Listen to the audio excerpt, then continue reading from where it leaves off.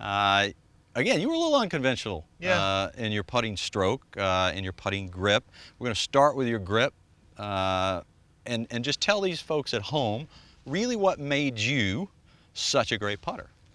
I was probably just extraordinarily visual. I mean, that was the main thing. I don't care how you grip it. I didn't care how I gripped it. I brought the belly putter out way back in the day. I split grip with it. I putted conventionally, Brandel.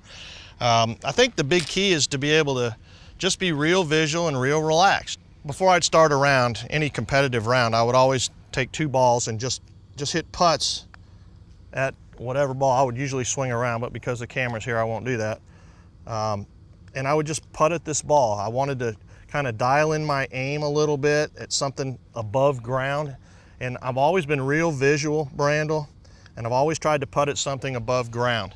Why is that different than just putting to the hole? Well, I think it's harder to fit the ball into the hole than to try to bump into something. Because I'd see you putting to the ball years ago when we'd play. I know. I didn't know what the heck you were doing. Well, I put this cup here because I just, I guess one day I just was out kind of piddling around and I was drinking water and I just started hitting putts at this bottle of water, and I kept hitting it over and over and over again, and I kept, I kind of wondered what was going on in my stroke that was different than when I was putting at the hole. What was going on in your stroke? I just was a little more convicted at impact. I was a little more aggressive. So when I would read a putt, and I'm not big on telling you it breaks 2 inches. If you ask me, hey Zinger, what do you think of this putt? I'm gonna go a little right, it's gonna go to the left. But when I looked at my putts from the side, my whole career, I would try to picture that bottle of water or that styrofoam cup.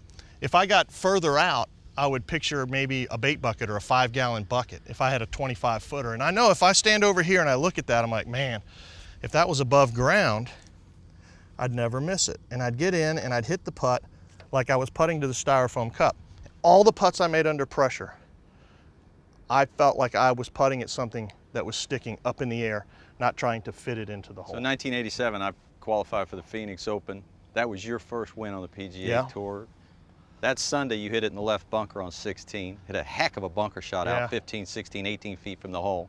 That putt, you were thinking about something above ground. You better believe it. And I can't believe you remember that. You know what I remember about that moment the most? When I hit it in that bunker, I was playing with Doug Toole, who was a veteran at the time, and I was just a kid, pretty much. I'd been on tour a few years, but never really had a chance to win like that. And I'm walking off that tee, and Doug Toole trotted up beside me, and as we walked to that devilish pothole, it's dead. He said to me, just get it up and down, just get it up and down, he said it 3 times.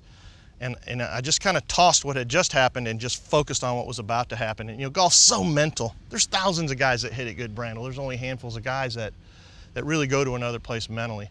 Tiger goes to some place that's, who knows where he is, but if I'm gonna make this putt in the hole, I mean, my philosophy is to try to hit it like I'm hitting at that white styrofoam cup. Now, of course, I would read it differently and spend some time back there, but I think that if a poor putter would just putt like he's trying to hit at something above ground, he would be so happy with how he releases it and the amount of conviction that is in the release when you putt. There's nothing worse than like flinching on a putt or kind of babying it up there because you're trying to fit it into that cup. Where's a great example of where maybe you would have been tentative, left it short, but you hit a putt with enough authority to get on the right line? Was it Vegas last hole when you won in '87? That's a great example. I had this putt for eagle, so I was tied with Curtis Strange and Hal Sutton. Curtis was on the green and he was now putting for birdie, and I've got this eagle opportunity and Hal's in the fairway and he's waiting on us, and in my mind I put a bait bucket,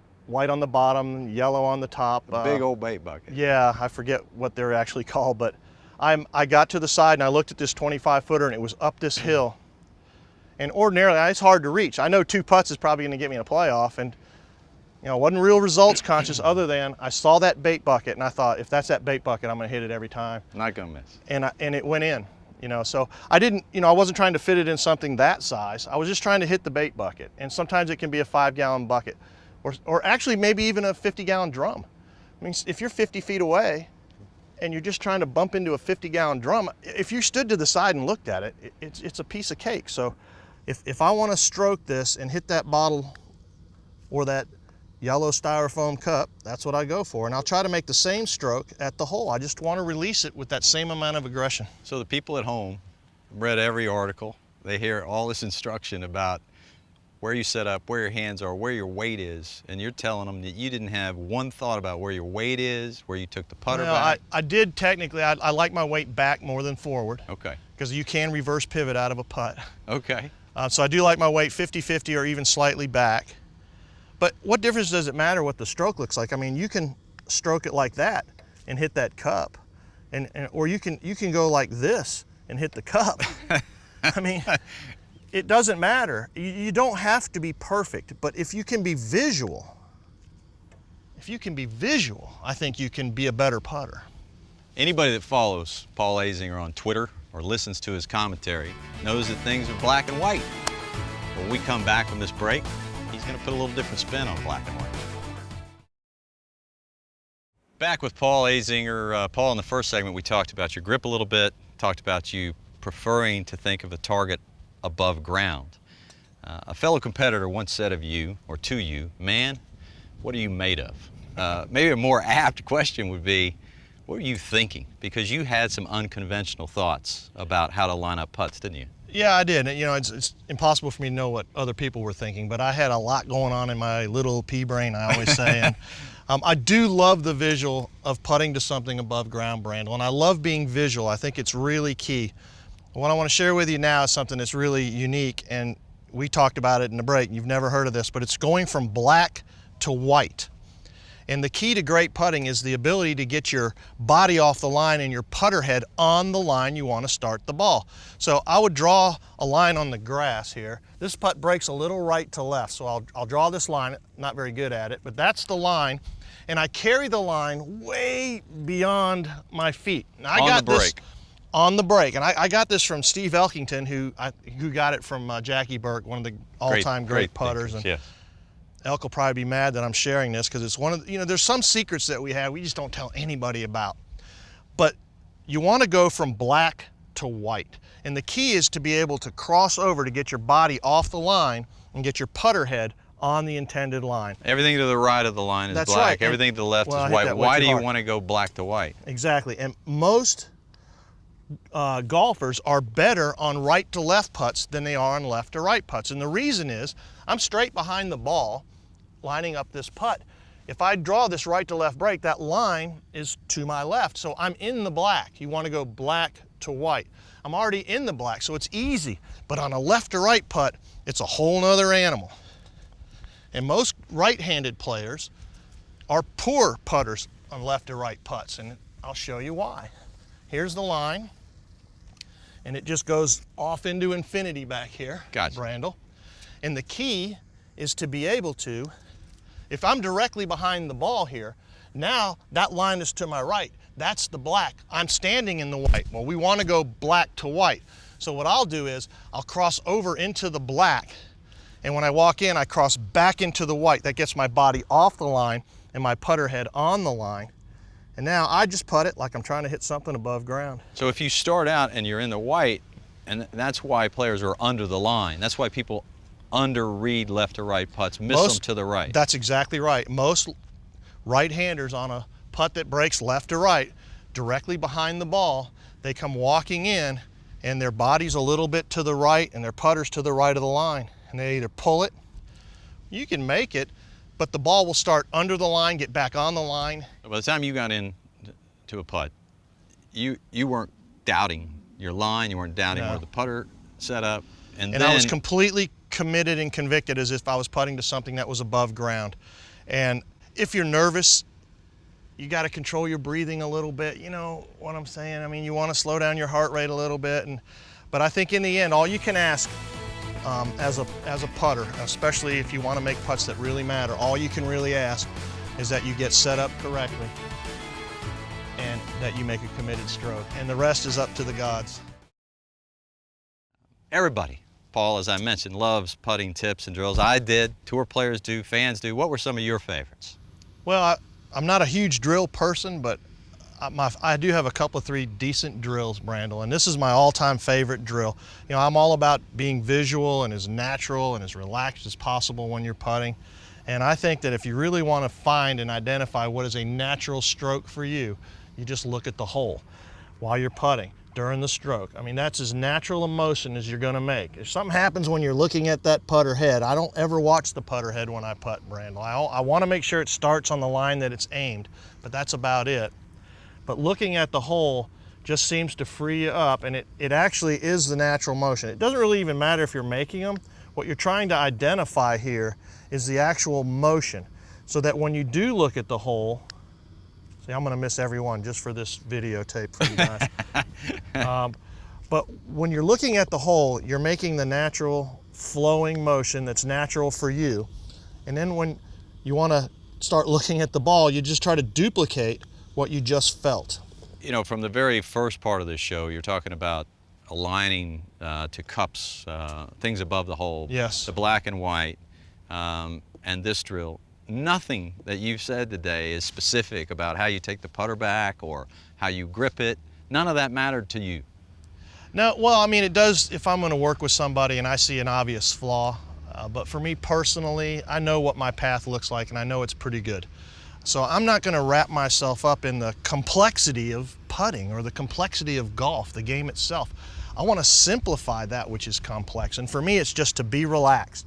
You know, make that natural motion. Putt as if you're trying to run into something. I don't want to get wrapped up in all that stuff. And if you're looking at the hole, you're releasing the putt. It's just released naturally. It's fluid. I watch guys, you know, practice with one hand, and then you see guys try to putt with the claw. And I don't understand the philosophy behind the claw. But the point is, you can do it any way you want and make putts. I showed you earlier, you know, you can stroke it like this and make a putt, or you can, you know, cut across it and make a putt. Of course, you know what I'm saying. I mean, it doesn't have to be perfect. It has to be what you own and what you've kind of dug out of the dirt yourself on the greens. And another drill I see players do from time to time, they'll put two tees, one on either side of the golf ball. Well, Tiger does this a lot too. You know, we keep referencing Tiger. I think he's clearly the greatest putter. I think he's the greatest putter of all time. He and Jack, because they've won the most tournaments, so they've made the more putts, you know, when they had to make them. And what Tiger does a lot is he uses these tees for direction. I put them pretty far apart because I want to be able to get my putter head to fit through those two tees when I practice. You know, it doesn't matter what the stance looks like. You try to get your putter to go between those two tees. The better you get, the closer you can put those tees together. You know, the ball still fits through there, and the better you get, the closer you can put the tees together. And if you have any flaw, obviously it's going to show up. If you're hitting it, if you're hitting the back tee, then you would. And your old coach John Redmond used to talk about how important exaggeration was to overcome a flaw. So if somebody's hitting that back tee, then they would try to almost feel like they're moving out on the stroke. Well, you could actually add a couple tees this direction too, Brandel, you know, to get your path, and have a couple tees going this direction as well. You know, Studdy was big on trying to putt between tees, Dr. Jim Studdy. But yeah, if you're hitting the tees, you know, just make them a little further apart. Give yourself some room. The last thing you want to do is practice and yourself right out of any confidence at all. You know, the idea is to practice with a purpose. And why did you go to the belly putter? I went to the belly because I got a fluked on it. 1999, right? Yeah, I was walked around the pro shop. A guy had a putter that was built to go in the chest. And before anybody tried it on tour? No one had ever tried a belly putter to my knowledge. Yeah. And this guy was shorter than me, and his belly putter fit right in my belly button. And I just started hitting putts. I knew that the best putters, the handle pointed at their belly button throughout the stroke. I locked that thing in my belly button and walked outside that pro shop and made everything I looked at really for months on end. I ended up leading the tour in putting the first year I used it, which was 2000. I won the Hawaiian Open by 7 shots, and there's belly putters everywhere after that. So, you know, off I went. But I don't putt with it anymore. I haven't. It's not foolproof, but it sure did make me better instantly. There's a million ways to skin a cat, especially on the greens, and everything's subjective to the individual. The best lessons that I ever got, I controlled the lesson. And so I would encourage you, if you're getting a putting lesson, you control the lesson. Ask questions, and you know, ask questions that are relative to what you're feeling or what you don't understand. The player getting the lesson controls whether it's a good lesson or a poor lesson. And you control this show, Paul. Maybe so much so that you folks haven't really noticed the barrel in the background. Maybe you have. Maybe you've just been too enthralled with this and you haven't. But either way, when you come back, I promise we're going to tell you what that barrel's all about. We got an oil drum down there. What does that have to do with lag putting? I've always believed, you know, and we've done this throughout the show, that you're better off putting to something above ground. I think it gives a great visual, Brandel, as trying to hit a target that's above ground and instead of trying to just fit it close to that hole. So 2 things you want when you putt is great direction and great speed, and when you're putting to a target that is that big in your mind, I just think it makes it easier. So my goal is just to try to hit balls from this is a 60-foot putt, and I'm just trying to bump into that barrel from 60 feet out. I mean, that's a long haul. You'd think that in a tour event? I think it in tour events when I'm chipping or pitching or any of that stuff. You know, and those are perfect speed. All I want to do is run into that barrel. I pulled that one a little bit, but I don't care. I mean, in the end, well, it's going to hit the barrel. I just missed it. You know, you got to come over here and try this. I mean, it just frees me up to try to run into something above ground. I'm not perfect. You don't have to be perfect. That's the idea when you putt, is that it's not a game of perfect. That's the Bob Rotella book. All the stuff that you've been talking about is stuff that allows you to react. Nothing specific about the stroke. If you think about what any athlete, well, any golfer, I mean, they're all physically smart, maybe even physical geniuses if you get, you know, right down to it. I think the strength in your athletic ability and your ability to visualize needs to be, I don't know, exploited somehow. You've got to be able to visualize. Well, I've said this before, there's thousands of guys that hit, that's pretty good, by the way, for someone who sits in the broadcast booth all day. I think you've got to be able to visualize to be really successful, to go to another level. There's thousands of guys that hit the ball well. There's handfuls of guys that actually go to another place in their mind. Well, you're talking about physical genius. The impediments to physical genius are thinking about the movement, right? I mean, this is thinking about the target. When you ask every great athlete, what were you thinking in your moment of greatness? They all say the same thing, nothing. I was in the zone. Well, why would you want to think of something? If I want to putt at that thing and I see that hole and I see that hole above ground, if I see that as that styrofoam cup, it's just so easy to have this motion going without conscious thought interrupting the fluidity of that motion. If I'm thinking about my technique and where the hands are and the putter head and all that stuff, or that I got to hit a perfect line, I think you've sabotaged any athletic ability that you might be able to exploit. I mean, my goal is to see that 50-gallon drum on a 60-foot putt and just take a swing at it. Paul, I think we just set a record. We just did a 30-minute putting show. You didn't talk about the path. You didn't talk about where the shaft's supposed to be or where your shoulder's supposed to be, but you did talk about alignment aids above the ground, black and white. Thank you for your time. I know you keep it simple, Bob. All right, you do, and really appreciate it. I know you're busy.